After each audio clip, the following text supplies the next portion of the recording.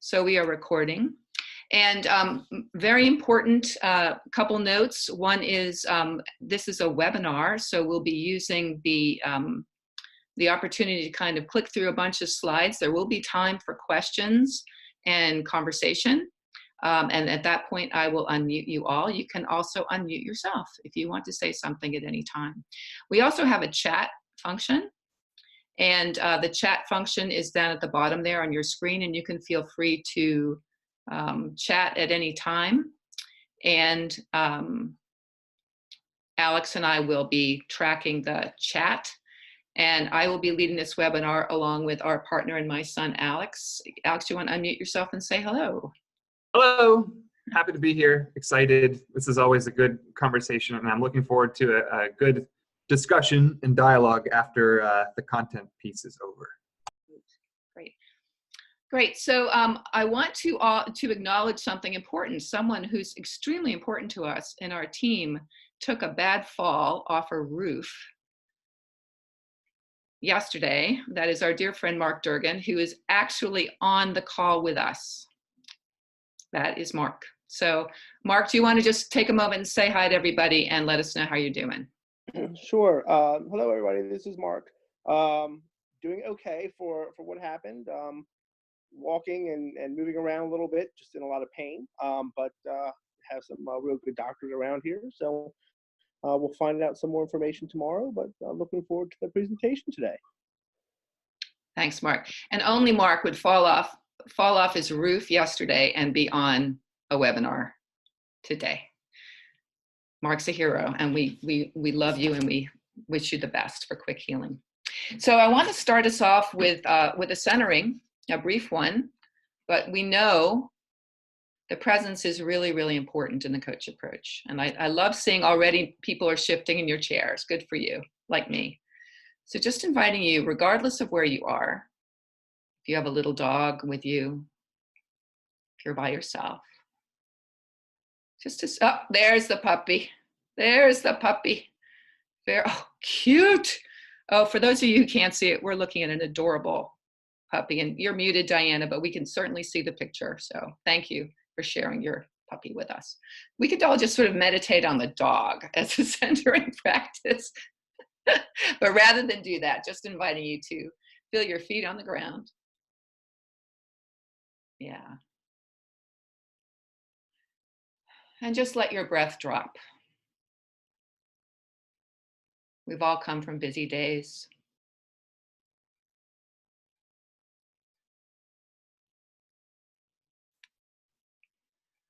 Just letting our breaths drop, letting our bodies relax.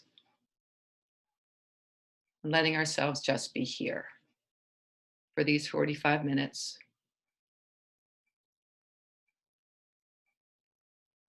Sharing in this learning experience. Staying fully present. Get a chance to practice. Practice being present for the time when we're together. Wonderful. And with that, I'm going to share my screen.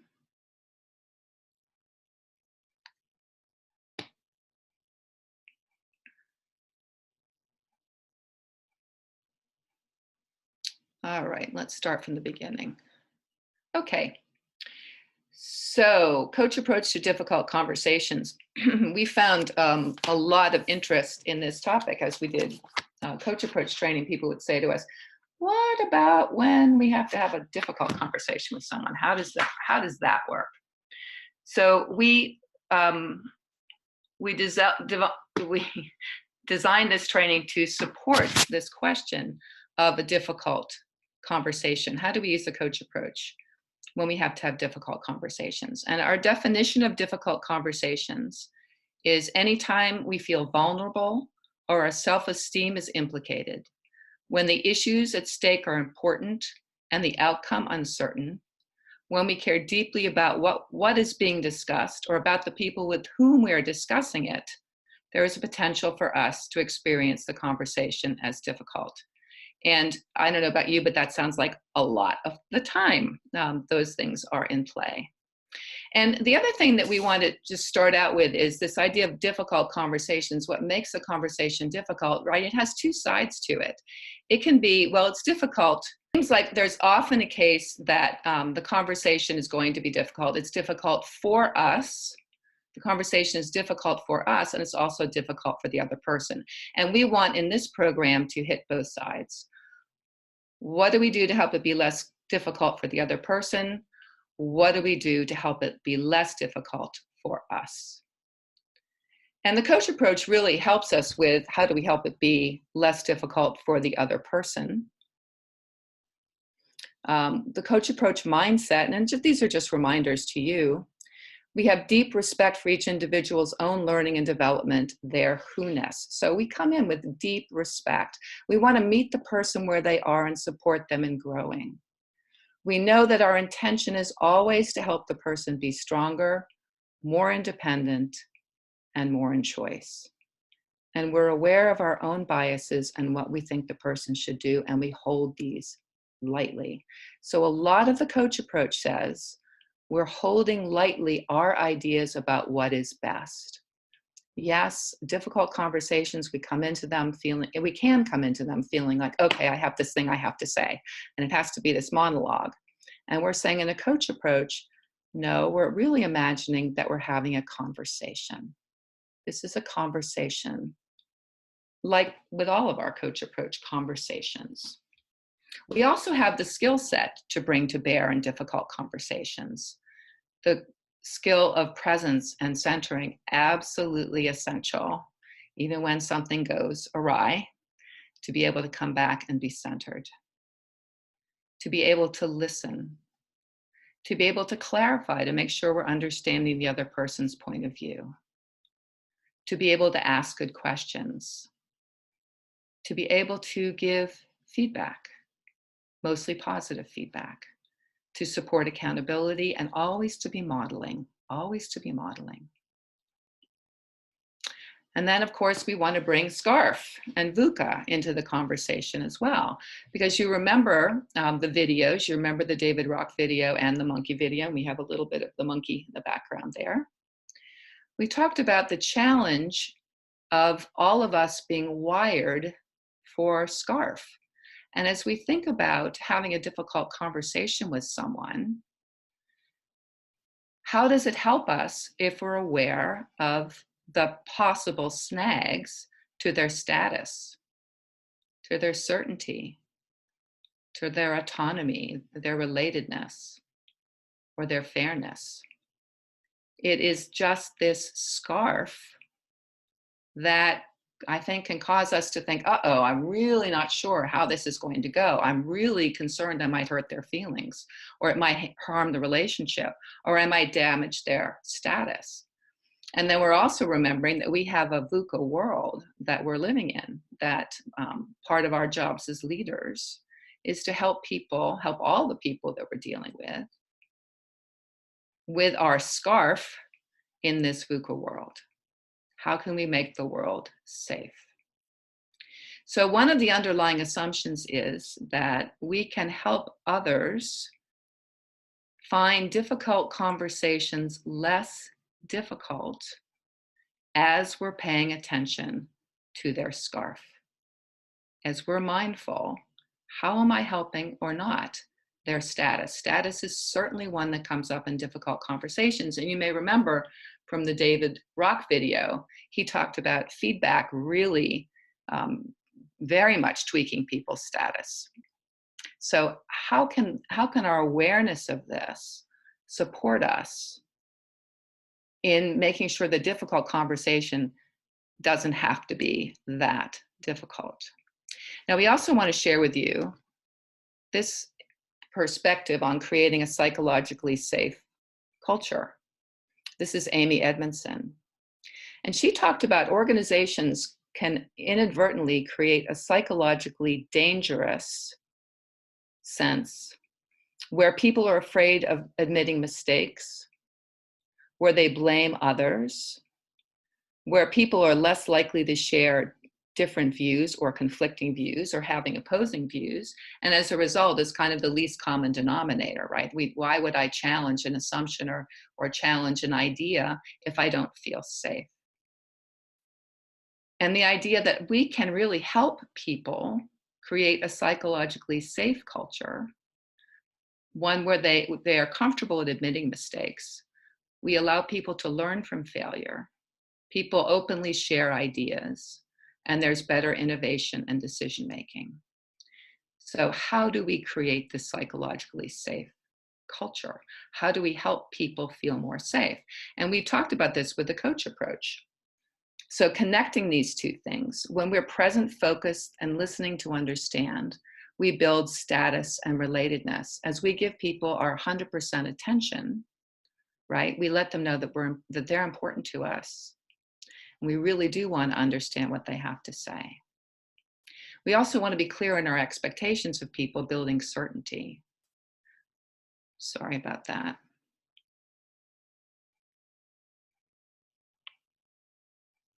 We also want to ask questions to build critical thinking skills, helping the person build autonomy.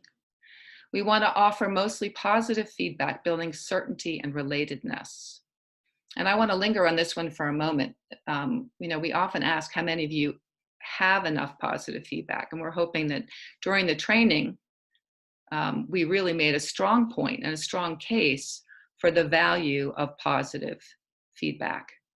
And the question we asked was, how many of you get enough positive feedback? And we could also ask the question, how many of us give enough positive feedback?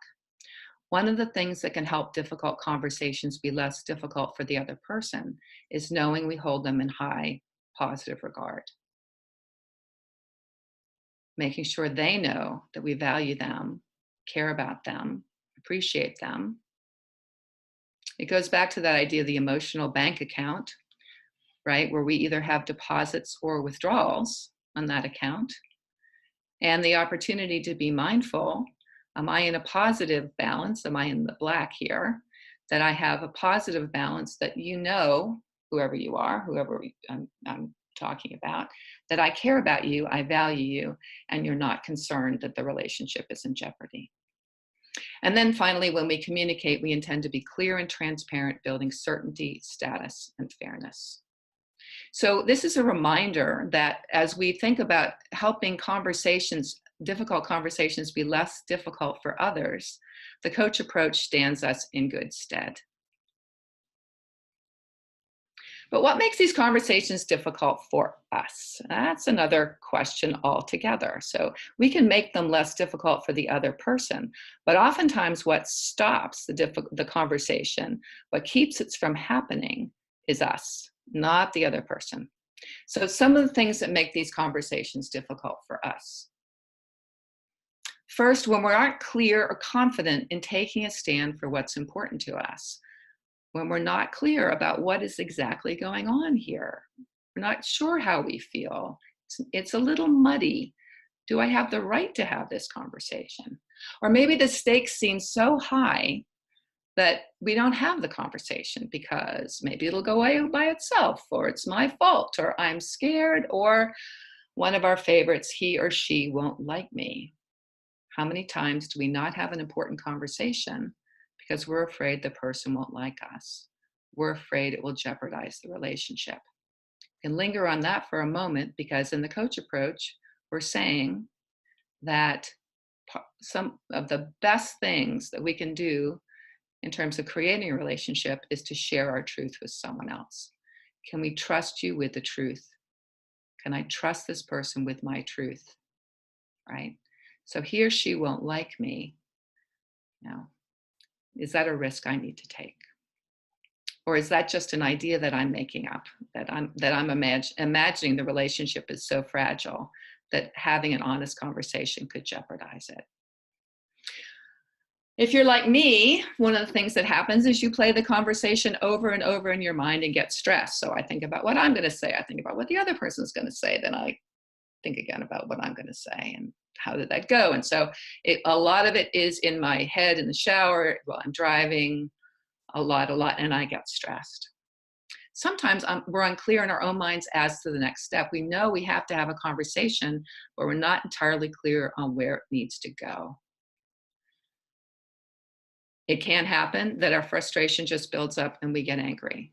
And then the conversation is really difficult because, well, because we think it could really blow up the relationship. And there's a great book called Leadership and Self-Deception that talks about this. And finally, we have conflicting values between telling the truth and protecting ourselves or others. So for all of these reasons, it can be very, very challenging for us. The problem with the difficult conversation can be us. So I'm going to tell you a quick story about a time where the difficult conversation went well for me. And I'm going to open up, as soon as I tell you the story, I'm going to stop sharing my screen. We'll open up the microphones and we'll hear your stories of a time when you had a difficult conversation and it went really well. And inviting you to think about what made that conversation go well. So my story is about someone who I care greatly about, an elderly nun, actually, who did a lot of teaching for me in this area of companioning the dying. And she's a lovely, lovely person, and she was in an assisted living kind of a model. And she became very distrustful of the people around her and her finances. So she asked me to take her to the bank. And then she wanted all her banking information, all her financial information to go to me. Is anybody getting at least alarmed by this? Well, I want to be the good guy. I wanted to say, fine, I'll take your financial information. If you don't think you can trust the people where you live, that's okay. But then I thought about it and I thought, I better tell her family members that I'm getting her financial information, and she wanted me to have her financial information. And I asked my friend, can I call your niece, who was her closest family member, and let her know, this is what I'm doing? And my friend said, no, I already told her. Okay, so I'm now feeling very not good about this. And I'm thinking all the reasons why I should do my friend a favor, And I thought all it takes is for something really unfortunate to happen. And I am in hot water as to why in the world this person who's just a friend, who family doesn't know, is taking care of this woman's finances. So I cannot tell you how long it took me on this one. I went back and forth. And finally, I just couldn't figure out the words to say to her. I couldn't figure out what exactly was going on for me until somebody who actually I teach in coaching training asked me a great question. And the question was, how do you feel about this, Beth? How do you feel? And it clicked right in. I felt uncomfortable. I was uncomfortable. I was really uncomfortable. So that did it. I knew what I needed to say. I needed to go tell her, you know what, I don't feel comfortable with all the financial information coming to me. Well, I went to see her and I sat down. I said, I have to have a conversation with you about me receiving all of your financial information, all the information from your bank. And she said to me, Beth, I sense you don't feel comfortable with it. I said, that's it exactly. I don't feel comfortable. Thank you. Big sigh of relief. There it went. So that's my story about how a difficult conversation went much better than I thought it would have. But I'll tell you what made the difference for me was having a sense of what exactly I was feeling. So now I'm going to open it up. I'm going to unmute everybody, if I can here. I'm going to unmute you all. And then inviting folks who also have a situation where you had a difficult conversation and it went well to share that. All right, you're all unmuted. If you need to mute yourself back up again, go ahead. But you're unmuted on my end. So who has a story of a time a difficult conversation went better than you thought?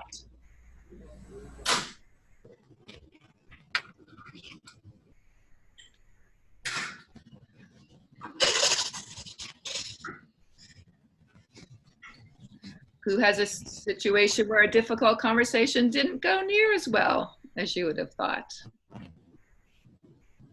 I actually have one where the conversation went, the outcome was better than I thought. So it was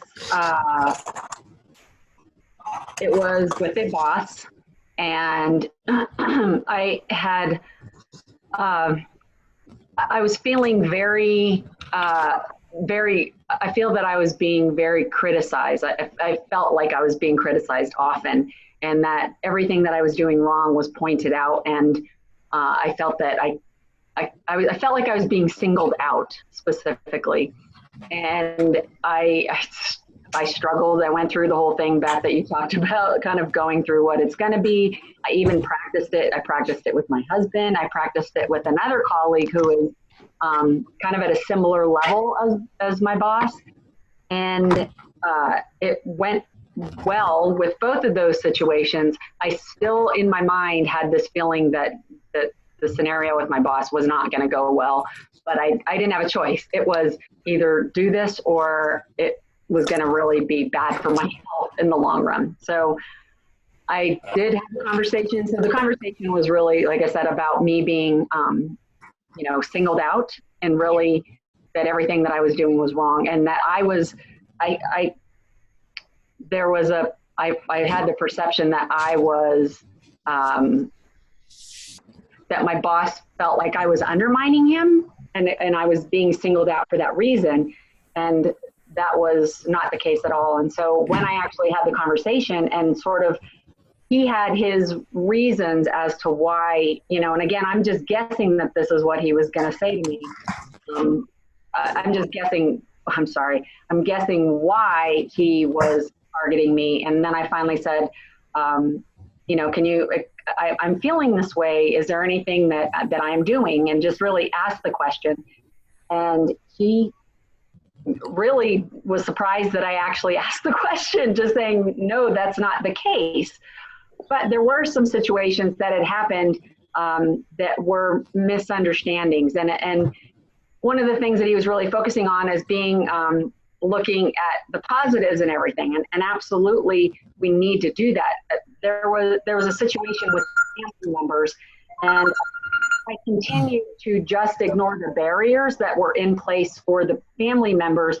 It wouldn't, they were bringing these things up to me, and so I needed to bring them up as it wasn't necessarily strengths-based, but these were real life barriers that we needed to talk about. And so I just sort of explained what some of the background information was, that there were family members telling me that they were really struggling with these barriers, and we needed to address them. We could not just ignore them and focus on, well, these are all the positive things that are happening. And so having that conversation, part of it was he was making assumptions about me, and I was making an assumption about him. And, and part of it was because there were a lot of big stakes. It was a big situation in terms of there were families, there were agencies, there were systems, all kinds of things going on. We felt really bad. Yeah. With being able to share that feeling, and again, kind of clarifying that information that we important to have the clarification, it helped. So it did go better. And then from then on, our relationship changed significantly. So it was, I had this fear of, I don't know, I had worst case scenario, and I guess like I'm going to get fired or I'm going to be more targeted. I didn't know. And so once I actually had the conversation, we had a much better relationship. I think he respected me, the fact that I brought that up. So. Yeah, great. Thank you so much. And thanks, Anne. I think that's so true. In a nutshell, we come in with all kinds of different assumptions, which are different from what's true. And so many times it improves the relationship to have the conversation. So I'm going to go back. I'm going to mute everybody again, and then invite you to unmute yourself. And Alex is going to pick it up, and he's going to be talking about types of different conversations. I'm going to mute you and then go back to sharing my screen. Great. Thank you. So when we talk about understanding and preparing for types of difficult conversation, it's good to understand what types of conversations tend to be difficult. So the first type of conversation is the what happened or the what's happening conversations. So these are either going to be feedback conversations or conversations where there's an elephant in the room that nobody wants to address, and putting those things on the table. The potential traps in these kinds of conversations is that we imagine our version of the truth is correct. We invent the intentions of others, and we look to blame or punish others. So this can potentially emerge during a feedback conversation where you're piling on and you don't want to do that. You also don't want to make sure, you also want to come with an open mind and ask more questions. We'll get into that a little bit later. But what's happening and what happened conversations are very common types. The second is feelings. Beth went into that a little bit in her story, and Anne too went into the feelings that she was experiencing as a part of a difficult conversations as something to confront. Potential traps of the feelings conversations. I'll start with the second one first. So you can and you should feel comfortable talking about feelings in a professional setting. So feelings aren't too personal. A lot of people say, oh, well, feelings don't have any place in the workplace, but we're all human beings, and any organization, any group of people coming together, we're all just people. So not having the feeling conversation can lead to big problems. So this is a quote from the Difficult Conversations book. Missing feelings can be like an opera without music. You might get the plot, but you're missing the point. And sometimes you can have conversations where you feel like you've solved a problem, but really you haven't addressed the key point. And then the last type of difficult conversation is identity. So what does or what might this event say about me as a person, or how might I want to come across and have a conversation with somebody where it preserves their identity. So we've talked a little bit about SCARF and VUCA before. How do we manage SCARF not just for ourselves, but also for the other person? So we can go on to the next part. So we're going to shift difficult conversations into what we're calling learning conversations. So we wouldn't want to advocate for you to say necessarily, well, let's have a learning conversation about this. This is more just something in your mind to set your mindset about there's an opportunity to learn and to discover and have more information. So instead of being the person who puts something on the table, or instead of someone who is the bringer of bad news or is a crusader for justice, instead you're bringing something to have a discussion with. So much easier to have an even status relationship, easy to reinforce this idea of partnership when you're bringing something to the table with the intention to make everybody successful and to learn and grow together. So avoiding blaming and judging, looking backwards, avoiding assuming bad intentions, avoiding a propensity to dodge feelings and sort of table the feelings to another time that never comes, avoiding quick fix band-aids and something you'll just do for now, and avoiding this idea of it's your job to deliver a message. But instead, you're seeking contribution and you're seeking understanding and looking forward. So even if in a feedback conversation, you are learning about how you can support another person going forward. So instead, be curious about your intention and sharing impacts. So in Anne's situation, it was about, well, where might this behavior with the boss come from? And it turns out it's just a misunderstanding. So I think you'll find more often than not, a lot of things that happen that warrant a difficult conversation probably don't happen the way people intend. So you can enter a conversation being curious about their intention and share the impacts of what happened. Acknowledging feelings. So as we said before, very important to put your feelings on the table and share that as an impact. So thinking both in terms of short-term and long-term solutions. So not just what it'll do for now, but how can we really be partners and be thoughtful about how we want to take whatever plans we have set forward and create a new normal. And then, as I said before, instead of delivering the message, having a conversation. So really approaching something as something that you're going to work with a person together. So this learning conversations idea connects very easily with the coach approach. So we need to have presence to connect our conversations. And we'll talk a little bit about presence in yourself, so how you can prepare yourself to have these conversations. So you're listening to discover information, feelings, notions of threat to scarf. Again, this is both to the person that you're preparing to have a conversation with and for yourself. Can we really tune into what do we need out of this situation? Remember Beth's story about she was stuck for a little while and then she had the coaching conversation of how she's feeling? That to me sort of counts as this listening part. Clarifying to make sure intention is clear in communication. That's both on the what happened part of the difficult conversation, but also more importantly, it's for the go forward. So clarifying, okay, how do we want to take this forward and what are you committing to that are good uses of the clarifying skill. Next is asking good questions that support others in their development. Again, they're not why questions, but they're the what and how questions that are more present and future focused than past focused. And then finally, but very importantly, holding mutual accountability by sharing commitment to success.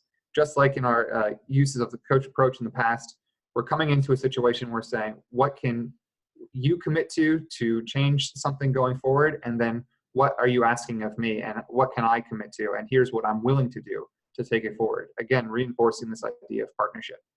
So in these types of conversation, just to be clear, you're having a conversation. So there's no necessarily a coach and a coachee like we've done before in our workshops.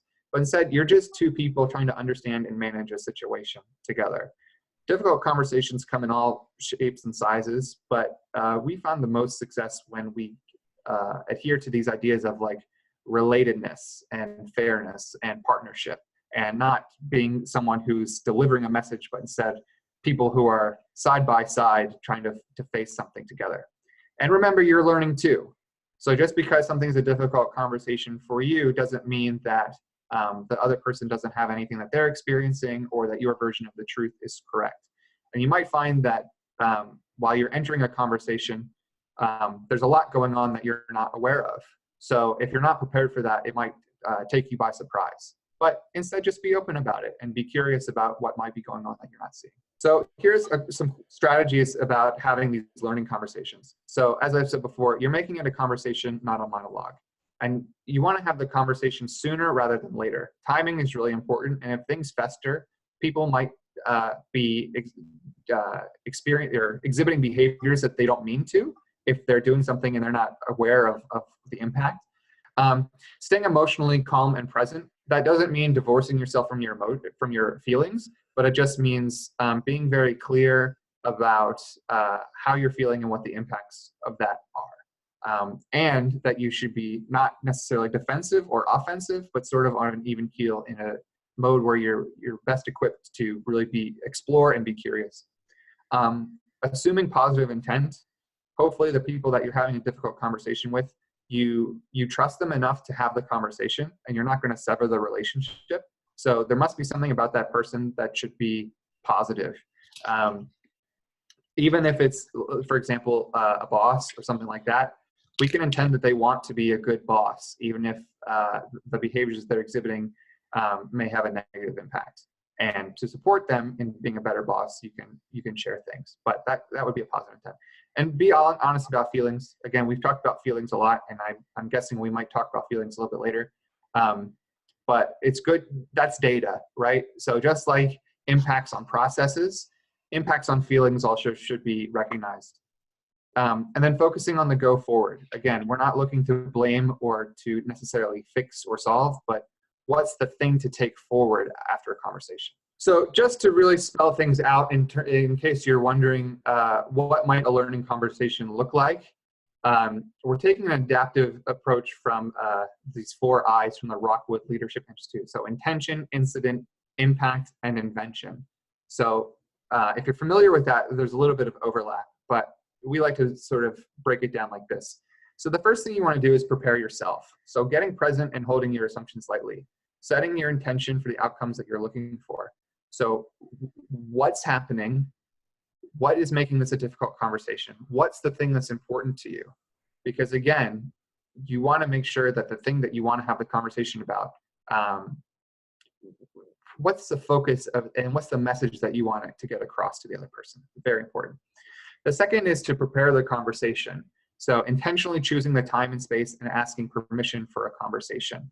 So this might probably not be a boardroom meeting or having a one-on-one conversation in public, but a place where you feel like you'll be really comfortable, and a place where the person that you're speaking to can also be comfortable. The third step is getting the other person's self-assessment if appropriate. So how do you think that went, or what's, how do you feel about such and such? To really start this idea of a conversation. So you're not coming to them to lay it all out on the table, but even by starting with a question, you're beginning to reinforce this idea of a partnership. So very important. 4 is you share what you've observed, describing objective observable actions. So you don't want to linger on this part, but you want to share what happened.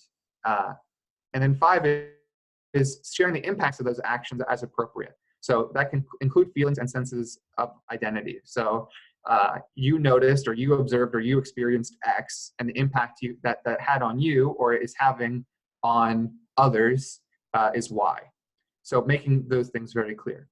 So 6 is asking for input and perspective and discuss the go forward. So it's not something that, again, that you're telling someone that you want to see differently, but you're asking them, how do you want to see this differently? Or how do you imagine the go forward being? You can also include your perspective, but again, you don't want it to be so one-sided. And then finally, offering support in the go forward if appropriate. Being curious and genuinely interested in, how can I support you going forward? Okay, so this is a real life example for my wife, who needed to have a somewhat difficult conversation with me. So I told her that I would practice Spanish, and I did, to visit her family in Peru. And my level of Spanish was not up to snuff. So this is what my wife did to have a difficult conversation with me. So the first thing that she did was she prepared herself to have a conversation. I don't know how much of that she did. I don't know what that was, but I know that she was very thoughtful about when we had the conversation. So then she said, "Hi, sweetie, can we talk about Peru over dinner?" So that's preparing the conversation. And then she asked me, "How do you think my Spanish was in Peru?" And I knew it wasn't great. I knew that there were points where my wife had to be translator a little bit. So this gave me an opportunity to come at this conversation saying, gosh, I really thought things would be easier, but people talked really fast, and my level of my level of Spanish was not what I thought it was. So that was clear to me. So she spelled it out very clearly that she noticed that I had to look at my phone a lot to use Google Translate in order to translate what my parents said. So the dialogue wasn't so clear. And then the impact of that was she got frustrated at the time having to be the translator.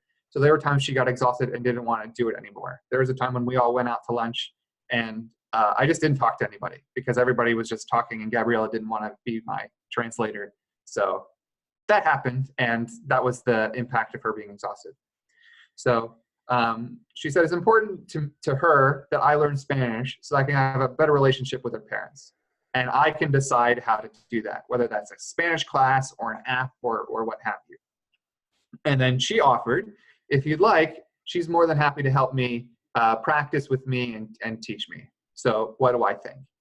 So what she could have done was said that this is awful, and therefore it means I don't care about her or her parents or that relationship. But instead, she talked very specifically about what happened, what the impact was, and then what I need to change and what she's able to do. So even though I didn't have a great, my Spanish wasn't great, and that left an impact that was unfortunate, there's a very clear go forward. And my relationship with my wife doesn't linger, and there's no going to bed or at nighttime resentment. It was put on the table, she shared everything, and now we have a clear go forward. And I have a Spanish e-learning thing that I'm doing, so it works. The next one, okay. So here's just a very bare bones thing to try in about 5 minutes to have a learning conversation using a coach approach feedback model. So first, you want to be clear that the intention of feedback is to always help people be more effective. So even just the words, I'm telling you this because I want you to be successful or to continue to be successful. So the things you can do is, first question, how do you think that went? Second, what did you notice? This is what I saw, this is what I noticed, and here's the impact of that. Now, as I share the impact, what are you thinking now that we're talking about this? And now here's what I'm thinking. These are my requests. Next time, could you please? And what can you commit to on top of my requests? We'll have probably some content around requests and offers and commitments later on, but good to try these out here. And then lastly, do you have any requests for me? And then how can I support you? So with that, we're going to move into a question, or we're going into final tips. I think final tips looking at the time. Okay, so the final tips would be, you're not putting something on the table to be the harbinger of a hard truth, but something that you're discussing together. And you want to begin your conversation in a firm but not aggressive way. You want to be clear about your observations and the impacts of those things, but you also want to not make assumptions that they were done maliciously or with bad intent. And then being clear about what the facts are and what are assumptions. So the facts are the rules of the game to operate within, and assumptions can be shared with a curiosity about other perspectives. You know, and I think as we close, Alex, because we're close to on time, I think for me, the biggest takeaways in terms of difficult conversations are to be really clear as much as we can about our feelings, to make sure it's a conversation, and to focus on the go forward. Focus on the go forward. If we start looking at why and what happened and how did it happen and who said this and what, it's a rabbit hole. So next time, could you please, this is what I'd like going forward. Speaking of going forward, we have our next community of practice call on July 8th at 2 with Ellen. I apologize for not introducing Ellen, our partner, at the very beginning. Many of you know Ellen. If you don't, you will soon, or you should. Ellen, can you say hi? Jump back on and unmute yourself and say hi to everybody. Hi, everyone. Thank you so much, Beth. Just 30 seconds. Alex and Beth laid out a really great framework for how we address difficult conversations. So my request to all of you is come to the learning circle with some difficult conversations that you have avoided. And we'll do some work together during our hour together to put this framework into application. Great. Thanks so much, Ellen. And thank you all. Thanks, everybody. Apologies for the blips. It's always a learning together. So thank you all. Have a wonderful rest of the week. And we look forward to seeing you in the learning conversation in our community practice with Ellen next month on July 8th. Take care.